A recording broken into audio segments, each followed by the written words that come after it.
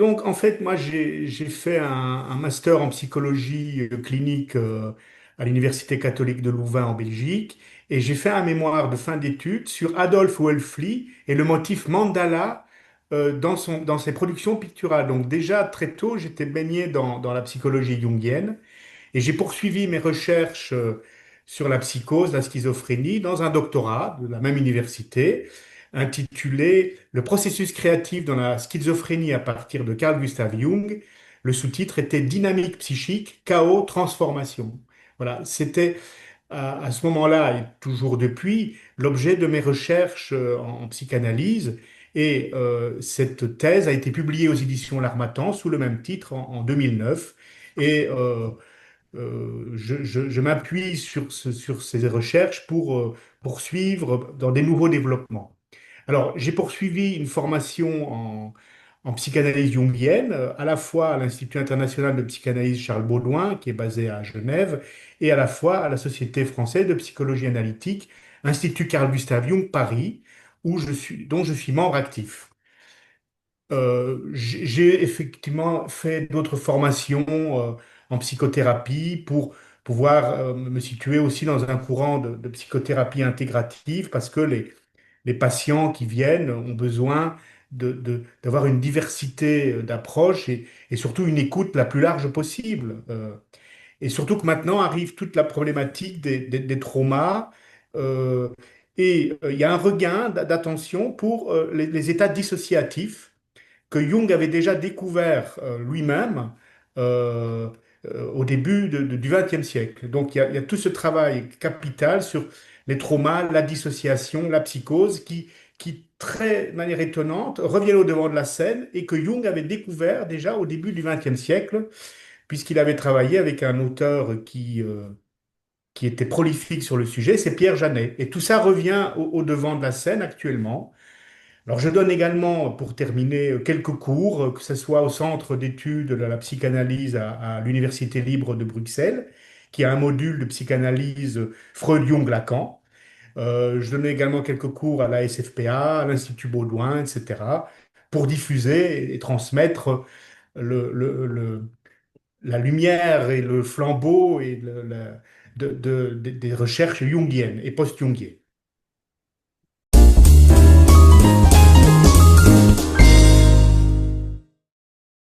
Enfin, Solier était un analyste donc de Paris et du coup il était très au courant des travaux de Jacques Lacan. Donc en tant que Jungien, il était baigné euh, et dans un vivier avec d'autres psychanalystes qui étaient principalement lacaniens et freudiens. Et donc il a métabolisé l'œuvre de Jung et avec sa clinique, il a découvert des nouvelles avancées, on en parlera plus loin avec la mythanalyse, mais il a tenu compte des nouveaux développements qui se faisaient à son époque et dans sa région, toute l'analyse freudo-lacanienne, et notamment par la production de schémas qu'il a fait, de schémas remarquables qui synthétisent sa pensée. Il a intégré les travaux de ces trois analystes tout en étant en contrepoint aussi, parce qu'il a pu, à partir de là, développer toute la question des fils amants de la grand-mère, en disant qu'il y avait tout le développement du fils oedipien, mais également tout le développement du fils de la mère, qui pouvait se développer aussi de manière harmonieuse et avoir une vie créative et intéressante. Donc, il a intégré dans ses schémas, notamment avec la question de l'objet interne, de l'objet externe, de l'autre, toute la question de l'altérité. Voilà, il a la question du sacrifice ou de la castration, hein.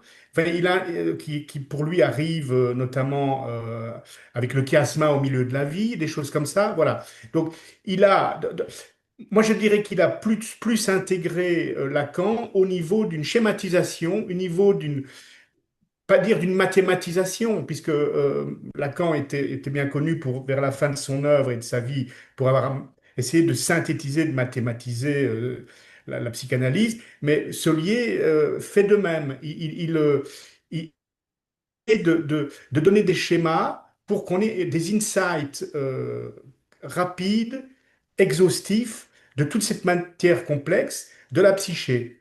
Et je pense que Lacan l'a inspiré parce que, notamment, dans son développement du double, du complémentaire, euh, etc., voilà, ça l'a inspiré grandement pour en faire une synthèse originale. Et donc, il n'a rien rejeté. Voilà, c'est ça qui est remarquable, alors qu'à l'époque, on était encore dans des oppositions d'école. Lui, il a au contraire essayé d'être dans une conjonction, dans une synthèse qui, je trouve, est assez réussie et assez remarquable.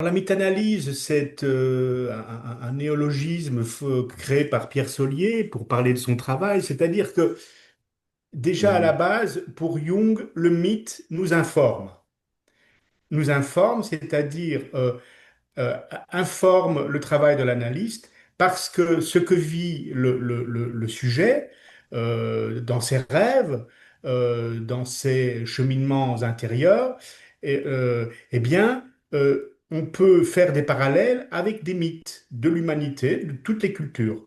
Déjà, Freud l'avait bien vu, puisque, et donc le mythe est à la racine de la psychanalyse, puisqu'il a donné notamment un des grands mythes, comme le mythe d'Oedipe, il en a fait un complexe. Donc Jung a poursuivi cela en découvrant un inconscient suprapersonnel, l'inconscient collectif, et pour découvrir qu'il y avait des séquences mythiques dans les rêves et dans l'inconscient, et que en quelque sorte le mythe est le rêve de l'humanité. Ensuite, Solier a amplifié cette découverte, notamment avec le cas Laure, qui est un de ces cas importants de psychothérapie, de psychanalyse, où il a fait des parallèles encore très clairs entre ce que vivait Laure dans une forme d'état borderline, ou même, voire même à un certain moment de psychose mélancolique, suite à un deuil très compliqué, eh bien, il a vu des séquences très claires entre ce qu'elle vivait et le mythe d'Isis et d'Osiris. Alors lui, il a un peu radicalisé ça en utilisant tout à fait le livre des morts égyptien dans l'analyse. Voilà. Alors donc ça, c'est quelque chose où il a accentué encore l'utilisation du mythe. Et c'est vrai que le mythe, pour une psyché même moderne, qui est toujours en accordance avec le mythe et une psyché mythique, eh bien, le mythe est une séquence complète de processus. Et que parfois dans les rêves, il y a des séquences incomplètes. Et du coup, le mythe, dans son achèvement et dans le fait qu'il est complet au niveau du processus, peut aider un sujet à, euh, à comprendre ses rêves et à comprendre dans quelle séquence complète son schéma de rêve est incluse. Et donc, c'est ce qu'on appelle aussi dans la technique jungienne les amplifications, où on peut voir des parallèles très clairs et où le sujet reçoit des éclairages, des insights très profonds en faisant des parallèles avec des mythes connus de l'humanité. Euh, voilà. Et ça, c'est assez remarquable. Et Pierre Solier vraiment a théorisé ça, a thématisé ça d'une manière beaucoup plus profonde.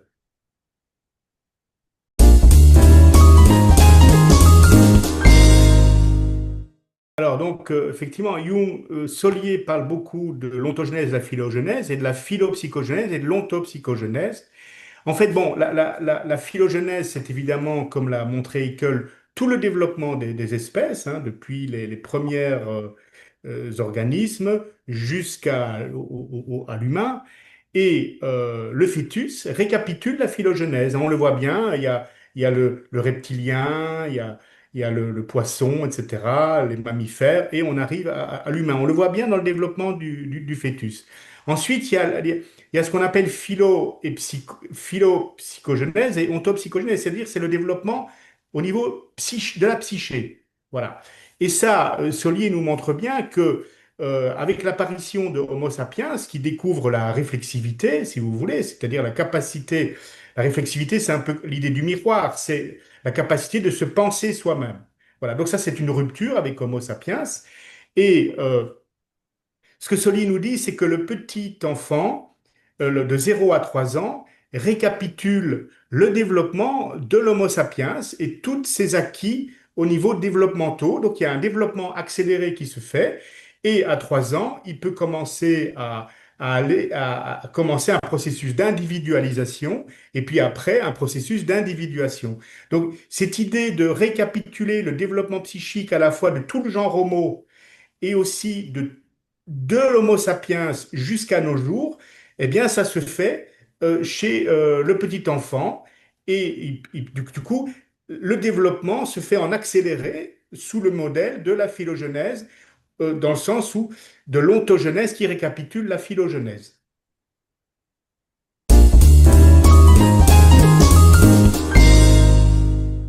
Alors ça, c'est pour moi une des parties les plus intéressantes des découvertes de Pierre Solier et qui est décrite à la page 54, je l'ai retenu, de La femme essentielle.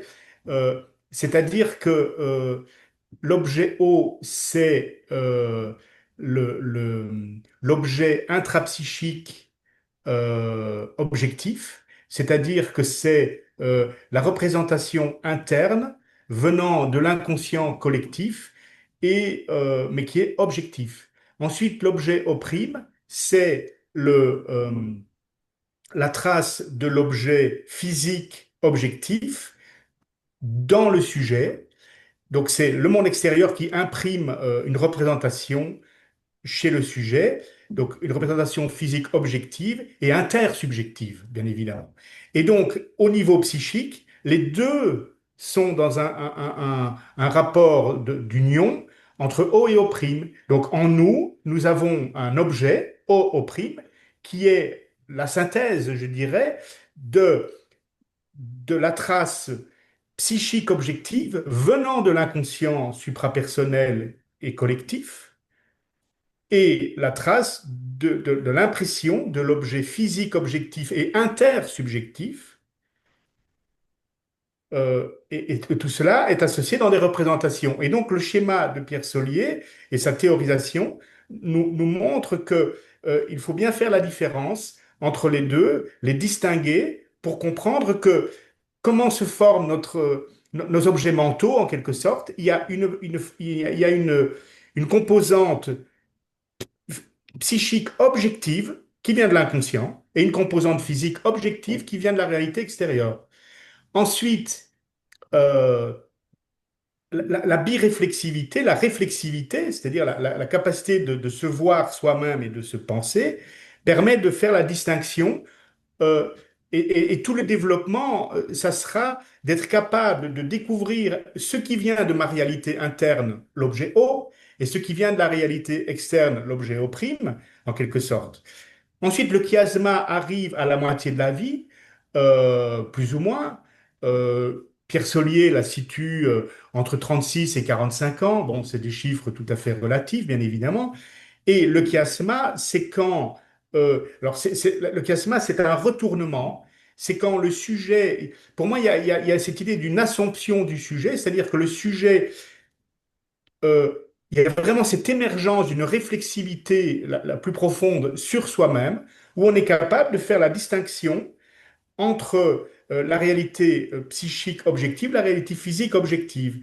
Et du coup, on est capable d'intérioriser la réalité physique objective pour tenir compte du point de vue de l'autre, en quelque sorte, c'est-à-dire que c'est vraiment l'assomption de l'altérité en soi-même et en même temps d'être capable de vivre la réalité psychique qui informe la réalité physique extérieure. C'est-à-dire, Pierre Solier parle d'un développement spirituel et d'une composante imaginale, en quelque sorte, où, en fait, monde intérieur et monde extérieur sont bien distingués, où, quelque part, je suis bien conscient de mes projections, d'une part, mais d'autre part, le monde extérieur est informé par un sens qui vient de la réalité psychique objective sans confusion.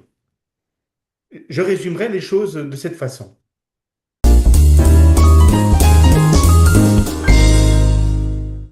Tout à fait. Alors, effectivement, c'est une théorisation originale de Pierre Solier qui se base et s'ancre sur les développements et les recherches de Carl Gustav Jung.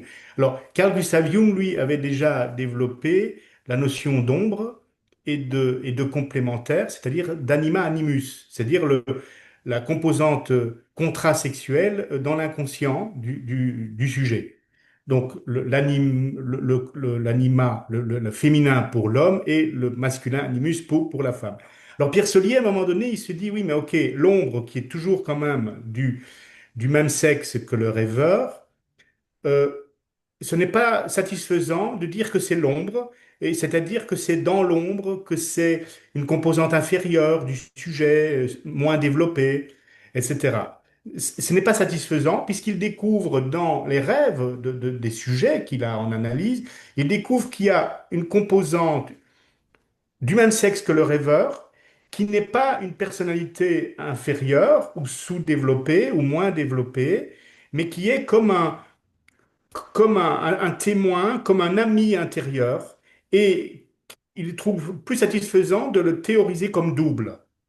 Et ce double peut être aidant pour le sujet, peut être comme une identité en devenir, et il lui donne ce statut-là.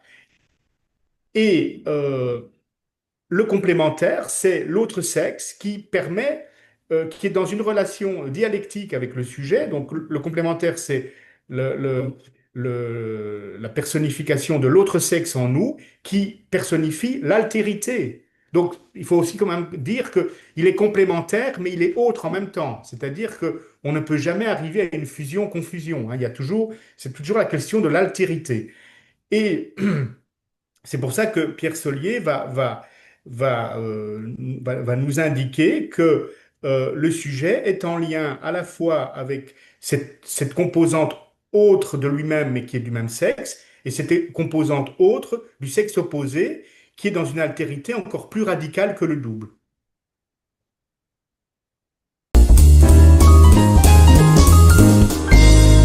Alors, ce qui se conçoit bien s'énonce clairement, hein, c'est-à-dire qu'il faut d'abord donner les définitions. C'est-à-dire que la synchronicité, c'est ce que Jung découvre et qu'il thématise et théorise avec le prix Nobel de physique Wolfgang Pauli, euh, et qui est un principe qu'il décrit bien dans son ouvrage Naturklarung et Psyché, qui est celui-ci. Il dit, voilà, notre monde est basé sur le principe de causalité, c'est-à-dire il y a un principe de cause où A entraîne un effet chez B, et c'est A qui cause l'effet de B.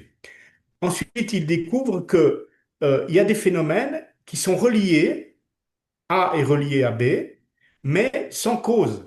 Mais pourtant, il y a un lien. Il y a un lien de sens, un lien significatif. Donc, le principe de synchronicité, c'est une coïncidence dans le temps. Deux événements arrivent dans un temps proche et sont reliés non pas par un effet de cause, mais par un effet de sens. Ça, c'est tout à fait la synchronicité, qui est un autre principe. C'est-à-dire, il dit, en fait, dans l'univers, il y a deux principes, le principe de causalité, le principe de synchronicité. L'unus mundus, c'est une notion reprise à l'alchimie et aux philosophes médiévaux. C'est unus mundus, c'est le monde un, c'est-à-dire l'unité du monde psychique et du monde de la matière. Il en donne un schéma très intéressant aussi à un moment donné de son œuvre, où, en quelque sorte, il donne un peu, c'est comme deux pics comme ça, où un des pics, c'est la psyché, l'autre pic, c'est la matière, et en fait, il y a un socle commun. Il ne s'agit pas non plus, là non plus, on n'est pas dans une confusion psyché-matière, une sorte de psychosomatique un peu primaire.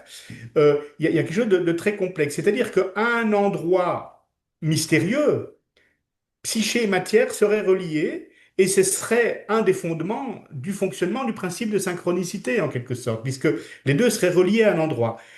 Alors, il y a des personnes, des physiciens qui ont théorisé ça, hein. Il y a des personnes comme David Pitt ou David Bohm. Et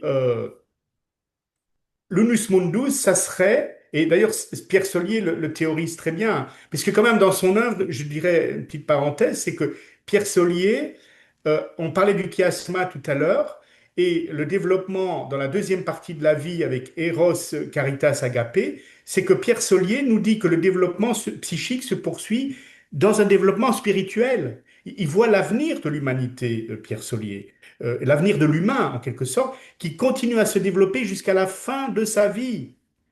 Et l'espèce humaine continue à se développer. Et il nous donne des pierres très précieuses pour comprendre cela. Donc, l'idée de l'Unus Mundus, c'est que à un endroit mystérieux, les deux mondes, matière et psyché, sont reliés et créent un sens qui nous dépasse.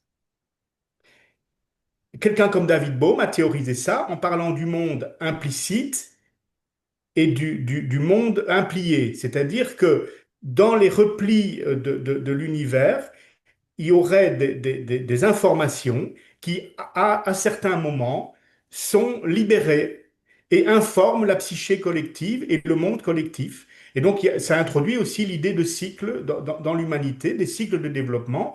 Et d'ailleurs, Pierre Solier nous dit dans un grand schéma circulaire, comment les différents types de développement cosmique, phylogénétique, ontogénétique, ontopsychogénétique, etc., et de développement de l'humanité, enfin, tous ces différents cycles de développement, comment ils s'imbriquent l'un dans l'autre par un principe de synchronicité, c'est-à-dire que l'information vient de cet unus mundus.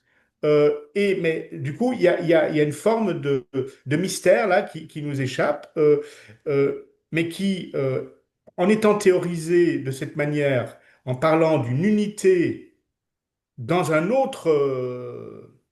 dans un autre monde, je dirais, une unité qui n'est pas dans ce monde terrestre, mais une unité dans un monde hypothétique, cette unité permet qu'il y ait un développement psychique et matériel de l'humanité.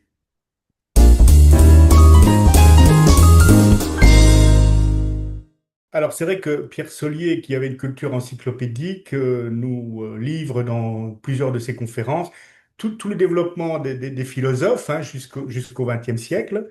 Et moi, ce que je retiens, donc effectivement, il évoque l'Antiquité, Platon, Aristote, puis les philosophes Hegel, Kant, Descartes, enfin je l'ai dit dans le désordre, mais plutôt Descartes, Kant, Hegel, etc., etc., jusqu'à Nietzsche. Et puis il y a les philosophes contemporains quand même, Heidegger, etc. C'est-à-dire que moi, ce que je retiens là-dedans, parce qu'on va pas, je suis pas philosophe de formation, ce que je retiens, c'est que à la fois, plus la philosophie avance dans l'histoire, émerge la notion du sujet, un sujet réflexif. Et ça, notamment, ça commence avec Descartes, hein, où le sujet commence à douter. Et si tout ce qui m'entourait était faux, sur quoi je fonde mon savoir? Ça, c'est Descartes. Ensuite, Kant arrive et il dit sapere aude, ose savoir, c'est-à-dire le sujet doit s'extraire de tous ses conditionnements. Ensuite, Hegel, lui, il aborde toute la question de l'esprit, hein, toutes ces choses qui nous dépassent, mais qui pourtant est en marche vers le développement de la conscience. Et ensuite arrive l'altérité. Nietzsche nous pose aussi l'altérité et les philosophes qui suivront. Donc, on a là les ingrédients essentiels pour Pierre Solier, c'est-à-dire à la fois le sujet réflexif et à la fois l'altérité. Le vrai sujet réflexif, c'est qu'il se prend lui-même comme un autre.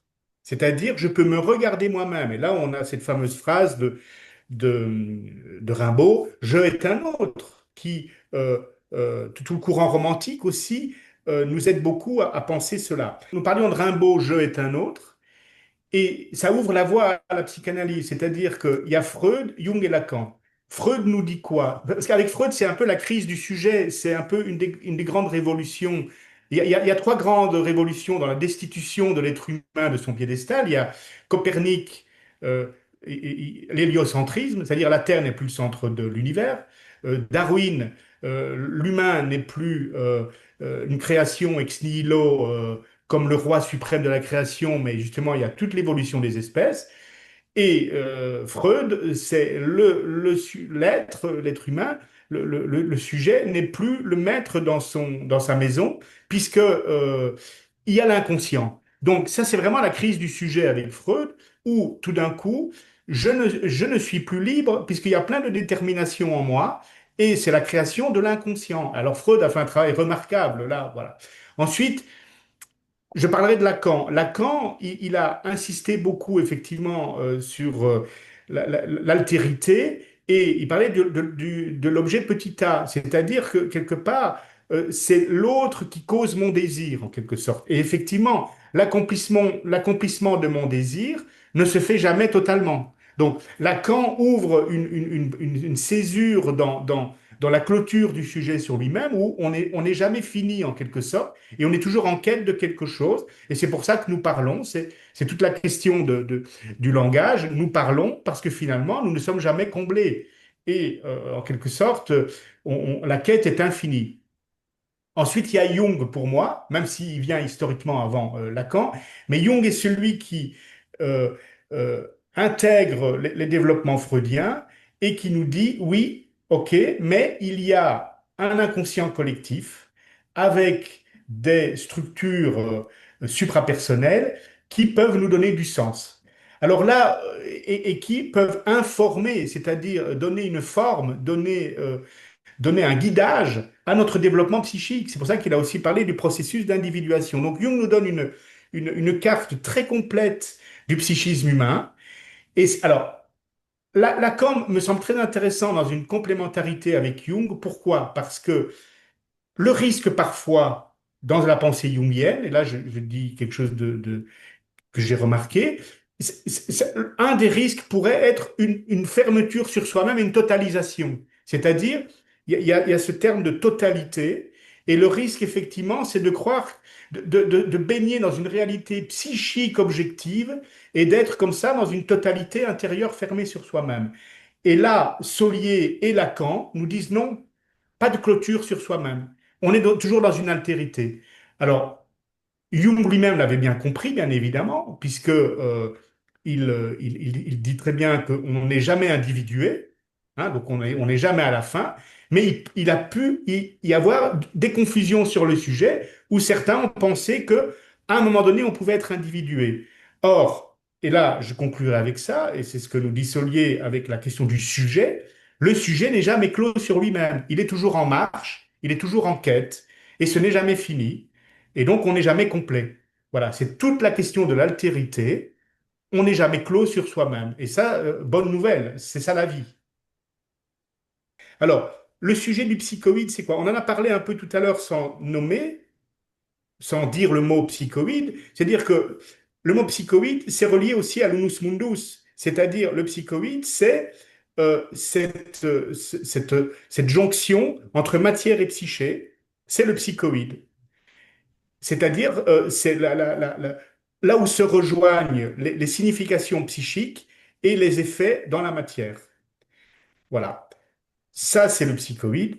Ensuite, le sujet du psychoïde, il émerge dans la deuxième partie de la vie. On en a parlé tout à l'heure avec l'imaginal et la question du spirituel. C'est que pour Pierre Solier, dans la deuxième partie de la vie, et ça, quand même, c'est un scoop, on continue à se développer au niveau psychique. Et il nous donne la carte de ce développement dans la deuxième partie de notre vie.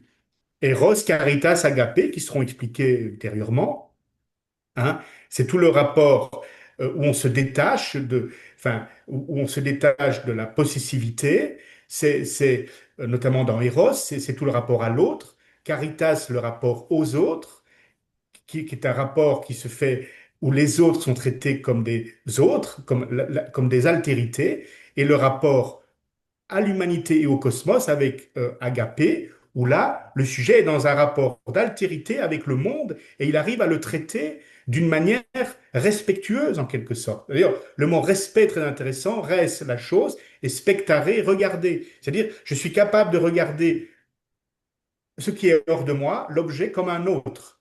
Et ça, c'est vraiment la signification profonde du mot respect.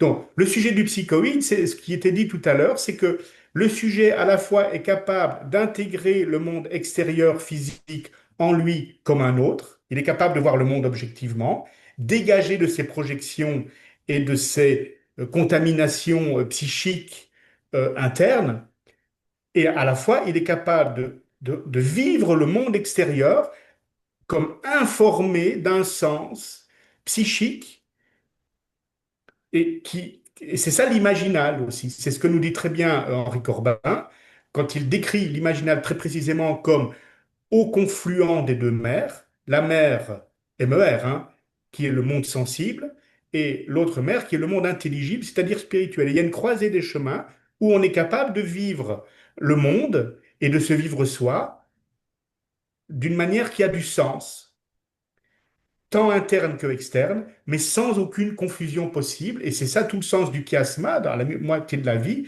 c'est-à-dire le retournement, la mort et la renaissance, qui fait que le sujet est capable, sans confusion, mais avec différenciation, de vivre un monde plein et informé et de poursuivre son développement.